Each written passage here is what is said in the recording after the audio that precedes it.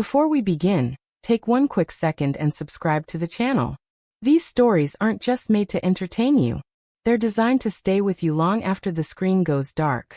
Every episode is emotional, cinematic, and deeply human. So sit back, stay until the end, and let this story unfold slowly, because nothing about it is as simple as it first seems. There are certain kinds of silence that feel heavier than noise. Not the peaceful kind.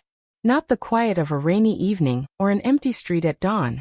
I'm talking about the silence that grows between people who once promised to care about each other.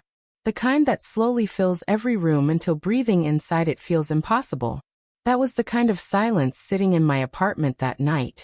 I sat on the floor beside the couch with my knees pulled against my chest, staring at the glow of the city through the window. Cars moved below. People laughed somewhere in the distance. Life continued as if nothing had changed. But everything in my world had. Just 8 hours earlier, I still had a job. For almost 3 years, I worked at a small cafe downtown. It wasn't glamorous, but it was mine. I knew every regular customer by name. I knew who wanted extra foam, who hated sugar, who secretly ordered decaf while pretending they drank espresso. My mornings had structure, purpose, familiarity. Then, without warning, the owner gathered us together and announced the cafe was shutting down immediately. No notice. No backup plan. No final paycheck beyond what we were already owed. One moment I was tying my apron and smiling at customers. The next, I was carrying a cardboard box of my belongings through the parking lot, trying not to cry in front of strangers. By evening, reality hit harder. Rent was due in 6 days.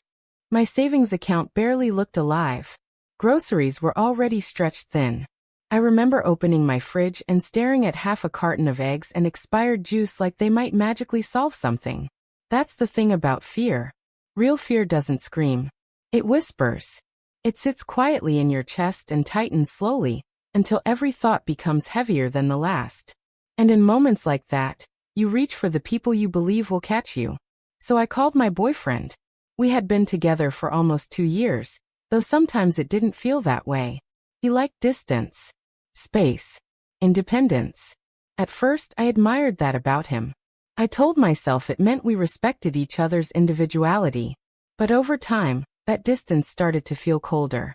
Like I was standing outside a locked door I wasn't allowed to knock on too loudly. Still, he was the first person I thought of. Maybe because love makes you hopeful. Or maybe because desperation makes you forget things you already know. When he answered, his voice sounded distracted. "Hey," he said casually. I tried to steady myself before speaking, but my voice cracked anyway.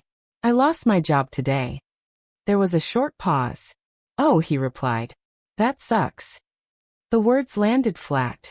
I looked down at my trembling hands. "I don't know how I'm going to pay rent this month." Another pause. Then he sighed softly, almost impatiently. "Well, you'll figure it out." Something about the way he said it hollowed me out instantly. Not cruel. Not angry. Just detached. Like my pain was inconvenient background noise during his evening. I swallowed hard. "I was wondering if maybe you could help me a little this month," I said carefully. "Just until I find something else." Silence. Then finally, "I don't think that's really my responsibility." I blinked slowly, certain I'd heard him wrong. "What?" "You're independent," he continued. "You always talk about handling things yourself." My chest tightened. Those words used to make me proud. Independent. Strong. Self-sufficient. But in that moment, they sounded less like admiration, and more like permission to abandon me. "I'm not asking you to rescue me," I whispered. "I know," he replied. "I just think people should solve their own problems." People. Not us. People.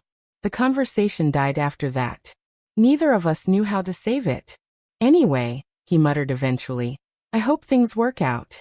Then the call ended. I stared at my dark phone screen for a long time afterward. It's strange how heartbreak doesn't always arrive dramatically. Sometimes it enters quietly, disguised as disappointment. That hurt more. Because disappointment lingers. I don't know how long I sat there before the knock came at my door. Slow. Calm. Measured. Not aggressive. Not impatient. Just deliberate. I quickly wiped beneath my eyes and stood up. embarrassed even though nobody could see me yet.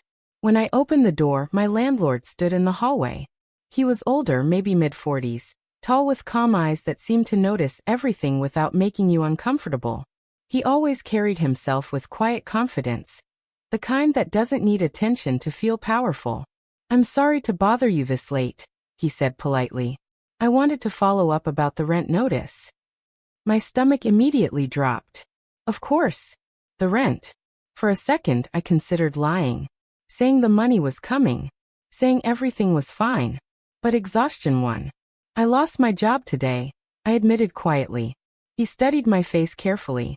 Not judgmentally, just carefully. Then his expression softened.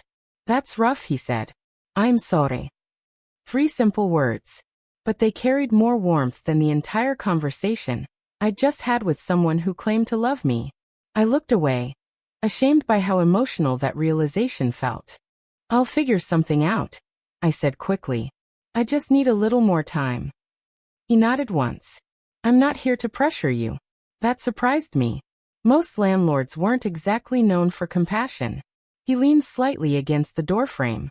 "If you want," he said calmly, "come by my office tomorrow morning. Maybe we can talk through some options." Options. The word echoed in my head after he left. I closed the door slowly and stood there in silence. Because suddenly, one terrifying thought became impossible to ignore. The person I expected to care for me emotionally had made me feel completely alone. And the stranger I only knew through rent payments had shown me more humanity in 2 minutes than my boyfriend had all night. I barely slept. Every time I closed my eyes, I replayed the phone call. "You'll figure it out." The words kept repeating in my head, colder each time. By morning, exhaustion had settled deep into my bones. I dragged myself into the shower, got dressed without caring what I looked like, and tied my hair back carelessly. Before leaving, I paused in front of the mirror. For a moment, I barely recognized myself. Not because I looked different, because I looked defeated. And that frightened me more than unemployment did.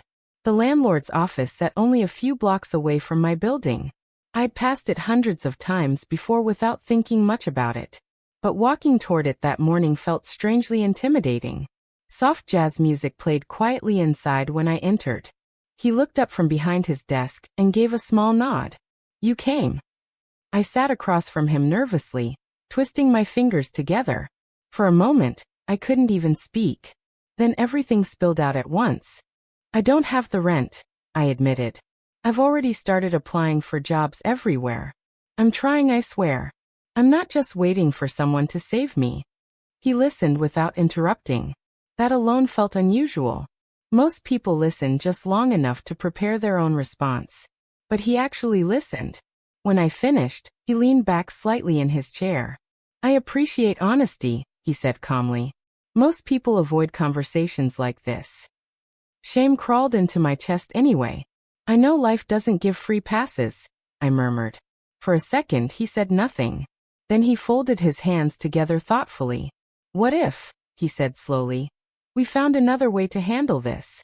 I looked up. "What do you mean?" "There's a vacant unit downstairs that needs repainting and repairs before new tenants move in," he explained. "A lot of organizing, cleaning, small projects. Nothing dangerous." I blinked in surprise. "You'd let me work off part of the rent? If you're willing." Relief hit me so suddenly it almost hurt. Not because the problem was solved, but because someone had finally offered help without making me feel weak for needing it. And for the first time in 2 days, I felt like maybe I wasn't drowning anymore.